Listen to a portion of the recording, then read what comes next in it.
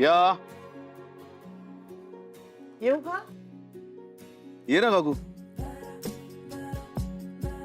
ठीक आहे, गरम गरम कॉफी. अरे तू कशाला आणलीस कॉफी काकू? असू दे रे, सगळे कामात आहेत. खूप थकला असशील ना तू. नाही का, मला आवडतं काम म्हणून मी काम करत बसलोय. हेच हेच मला आवडतं. मी अंशुमनला नेहमी सांगत असते, बघ समरदाताकडे बघ, इतरांपेक्षा वेगळा आहे तो. खरंच शब्दाचा पक्का, प्रामाणिक, एकदम सच्चा माणूस, खरा माणूस. म्हणून इतरांनी केलेला खोटेपणा तुला चालत नाही. जरा कोणी खोटं बोलताना, खोटं वागताना दिसलं की तू चिडतोस, बरोबर ना? पण हे लोकांना कळत नाही ना. लोकांना वाटतं समोर चिडका आहे, पण त्यांना हे कळत नाही, त्यांच्या खोटेपणाला तू कंटाळून चिडतोस. सगळीच माणसं तुझ्यासारखी असती तर किती बरं झालं असतं नाही? बरं तुला कळलं का? काय? स्वानंदीच्या वडिलांना गुंडांनी मारहाण केली म्हणजे आपल्याचकडे पैसे घेऊन येत होते ते. कळलं मला. स्वानंदीने सांगितलं. कशी आहे, बरी आहे ना ती? म्हणजे रडत होती का? त्रास, ऑब्व्हियसली आता त्रास तर होणारच तिला, पण काय करू शकतो आपण तरी? खूप साधी माणसं आहेत रे ती, खरंच. म्हणजे जगातले सगळे चोर गुंड त्यांनाच भेटतात. एक तर त्यांच्याकडे चोरी तरी होत असते, नाहीतर दागिने तरी गहाळ होत असतात.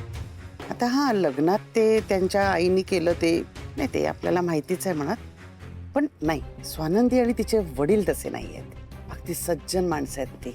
मी एक रिक्वेस्ट करू का समोर तुला? तू ना आता त्यांच्याकडनं ते पैसे परत मागू नको, ती अपेक्षाच ठेवू नको त्यांच्या. जाऊ देत.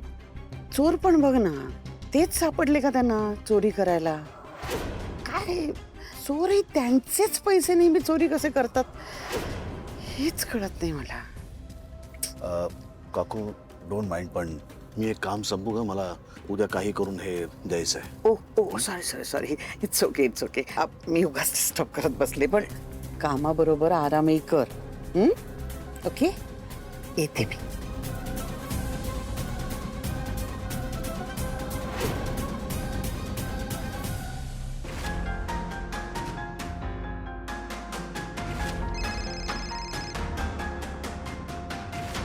हा रोहन बोल.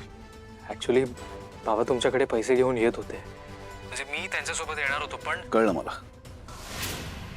कसे आहेत बाबा? थोडा मार लागलाय त्यांना, पण त्यापेक्षाही मोठा मानसिक धक्का लागलाय. हे बघ रोहन, काही मदत हवी असेल तर अगदी मोकळेपणाने सांग मला. सर तुम्ही आमच्यावर विश्वास ठेवा, हीच खूप मोठी मदत होईल आमच्यासाठी. माझा विश्वास आहे रोहन तुझ्यावर, पण खरंच काही लागलं तर नक्की सांग मला.